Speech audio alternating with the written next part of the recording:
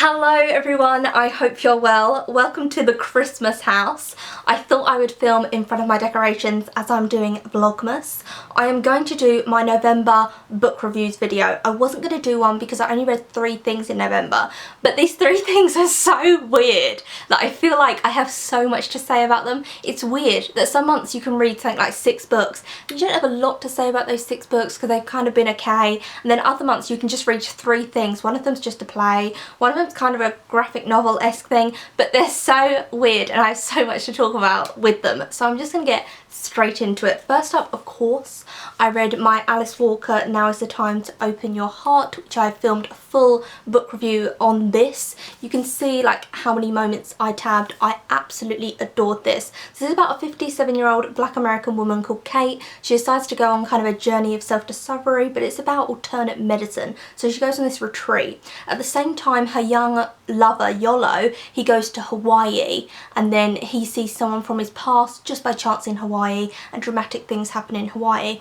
whilst dramatic things are happening to Kate. There are so many themes to talk about in this book. I've just made so many notes, and this is just about the themes. This isn't even the plot, this is like the stuff it touches upon, and there's so much more than this. It's to do with alternate medicine, extreme alternate medicine, slavery, because Kate's ancestors were slaves, and so through the medicine they contact Kate in her dreams.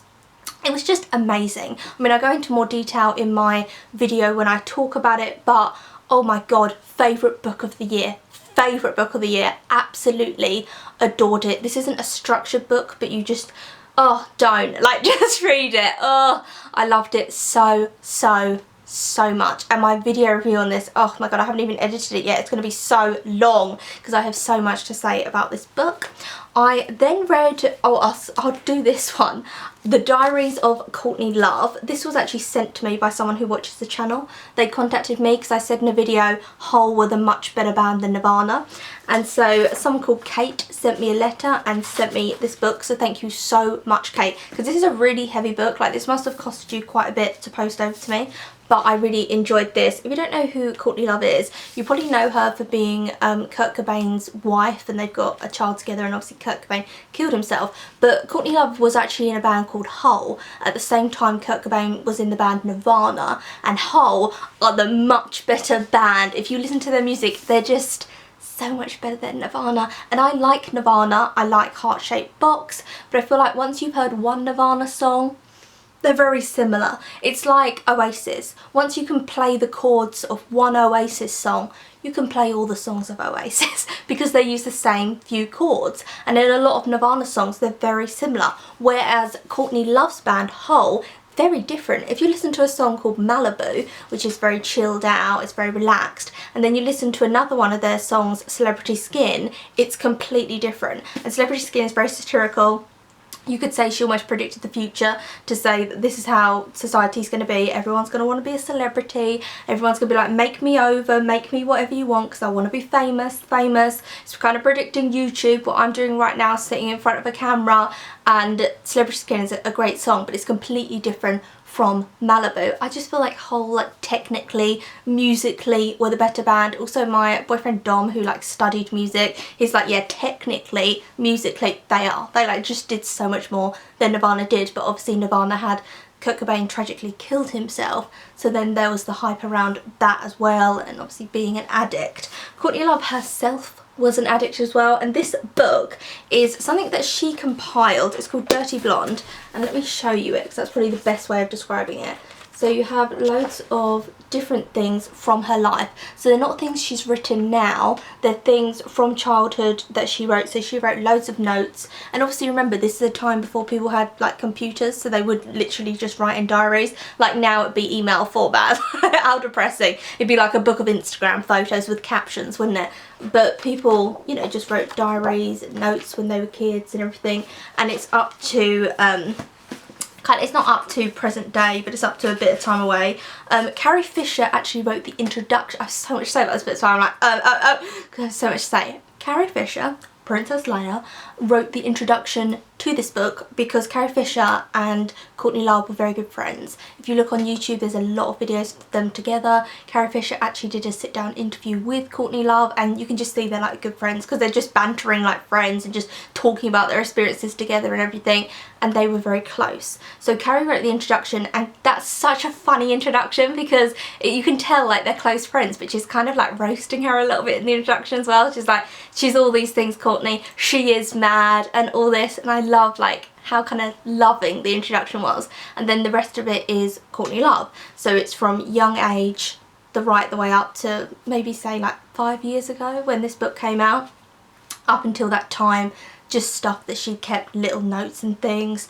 There's a notes, things to do with Kurt Cobain, so if you're interested in Kurt Cobain, there's a lot to do with him, and photos that haven't been seen before of him and her in it, thoughts about her daughter, thoughts from her childhood. Her childhood was really ridiculous, so she was kind of put in this juvenile facility thing, but on one of them it says, where are her parents? Unknown, location unknown. So the facility that she was put in, no one knew where her parents were, so she was dumped in this kind of, I don't even know what it was because it was a school as well. So it wasn't a children's home, it was kind of, you lived in the children's home and you had a school built within it, which we don't have in the UK, but I don't know the American system. If you have a kind of like a kid jail though, but no one knew where her parents were. And a lot of the reports that are in the book that other people have written about her throughout her childhood, it's all about she's difficult to herself. She's not evil to anyone else, she gets on well, she's sociable, but she hates herself. And this is from a small child, and it obviously came from her parents being nowhere to be found at all. Also, her parents are mad. If you look up her parents now, wow. Her mum's like a motivational speaker, stop there, and her dad kind of thinks that she killed Kurt Cobain. Stop there. And her dad's like an author, but he's a self-publisher. He's just, they're all a bit loop-de-loo, to be perfectly honest with you. So you can understand the life that she had. And then when she was a teen, she came over to England. And she went to Liverpool and she hung out with drag queens and she hung out at gay bars, and it's all very unruly. Like the whole thing, the things that she's writing, she's kind of like, oh, I just went over here and I went over here and this person's taking me this place and this person's going to take me to this country, and it's like, are you okay? Like, you're a child. Why are these adults like taking you all these different places? And at the time she wasn't in a band, but then later on she does form Halt and she's in a band. I found it really funny how there's like a theme of she needs to lose weight, she needs to lose weight, which was kind of sad, is that in everything she's like, I need to lose 100 pounds, I need to lose this amount of weight, and then it's got pictures of her in it, and she was never fat, but she was tall, and she talks a lot about being a tall woman, which I'd know nothing about because I'm like 5 foot, so I don't know what it's like to be a tall woman, but how you're kind of towering over everyone, and she's very self-conscious because she's taller than a lot of her male friends, and so she thinks if I lose weight maybe I'll look smaller. She also has this fascination with having a nose job completely, and then she writes these little plans that are like, I want to win an Oscar, I want to be famous, I want to do this, and she's very upfront about it. She could have cut a lot of things out of this to make her seem like a little bit more kind of humble, because I think a lot of people, when they become famous, they say, I never dreamt of being famous, oh my god, this isn't what I wanted, oh. But she's like, I always wanted to be famous, I wanted people to love me just from day dot. I wanted people to love me, I wanted people to adore me, I wanted people to scream my name, I wanted to stage up, this is all the stuff that I wanted. There we go. And I think if a lot more people were honest with themselves, then they would realise that's also what they want. Like if someone said to me, Hannah, do you fancy 1 million subscribers? All those subscribers are real people that adore you. 100%, deliver it to my door, I'm here. Like, you know, otherwise I wouldn't make YouTube videos. Obviously I want someone to watch them. I want to be seen by someone out there. And so I liked the honesty of that. There's a lot of song lyrics in this, so if you are, there's a lot of pictures as well, but pictures that you may not have seen before, and her ideas for music videos and costumes and how she's going to dress herself and what she's going to do. Also letters from other people within it and what their opinions on her, like old school posters. I love these. Like people used to make kind of these decoupage posters kind of in the grunge era and in punk era as well, to kind of say come to my concert, and I love them. They're so like grungy. I do think that Courtney Love is someone who is massively misunderstood. Like people just think that she was with Kurt Cobain and that's it, and they don't really understand the rest of her. And I think also the relationship between Courtney Love and Kurt Cobain, people have to have a good guy and they have to have a bad guy. So she's the bad person and he's the angel, and he killed himself and we should all feel great sympathy for him, but she's just this messed up person who probably messed him up. And that's just not true. He was taking drugs long before he met Courtney Love. Like, that's just the fact of the matter. He was addicted to drugs long before he met her. He then met her and she was addicted to drugs as well. And that was it. That was the story. She didn't hook him onto anything. There's so many topics you could talk about. You could, oh, sorry, like, bit of bum there.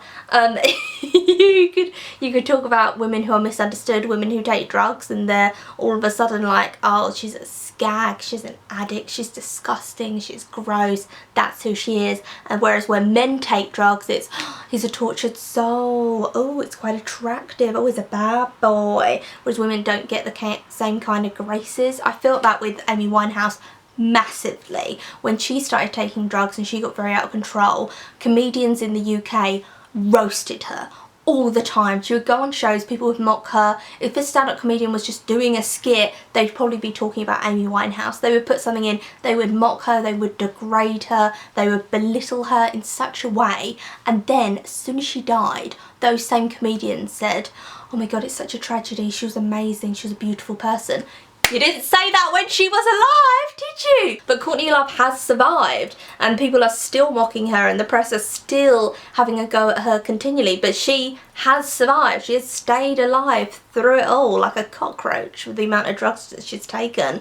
But I really loved this. Thank you so much for sending it to me because I found it really interesting. At times you can't read her handwriting because it is quite scrawled, so you have to really concentrate on that. And that's what Kate said in her letter, that she found the writing a little bit difficult to understand. But I did really enjoy it. I thought it was great. Carrie Fisher's introduction is just like the icing on top. Loved it. Great.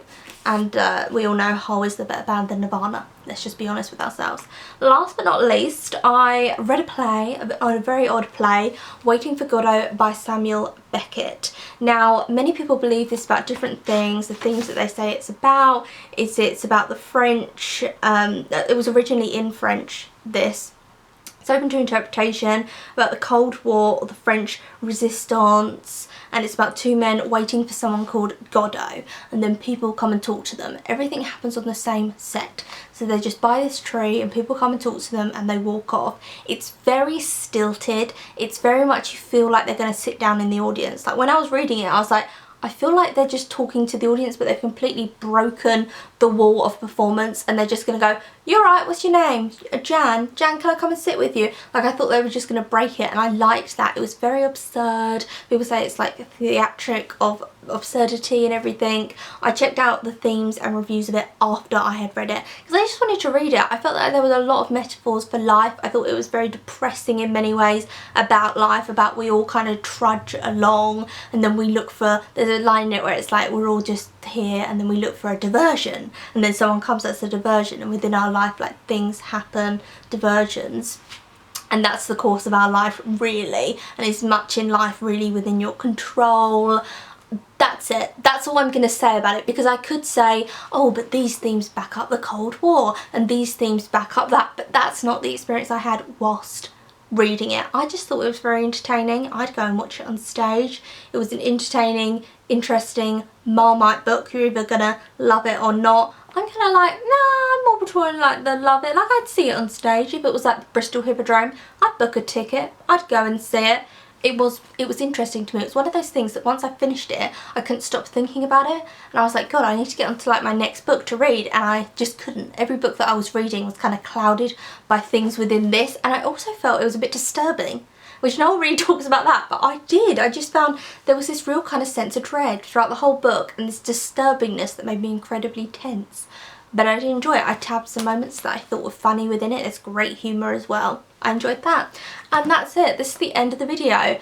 I've just like spoken too much about Courtney Love. I just find her such an interesting, iconic character, just because like Hole was so much better than Nirvana, and then Hole, you don't really hear their songs anymore and they don't get the recognition they should. And also when women's lives go wrong, it's so much worse. Like if a woman abandons her children, it's so much worse than when a man abandons his child. And I wonder why. Like it's worse. Like if I took drugs, I'm sure people would be like, I can't watch the channel anymore, like she's on drugs, she's lost her mind, that's it. Whereas I'm sure if like a male booktuber took drugs, some people would find that a bit sexy, some people would find that a little bit bad boy, ooh, and they'd be a bit kind of into it.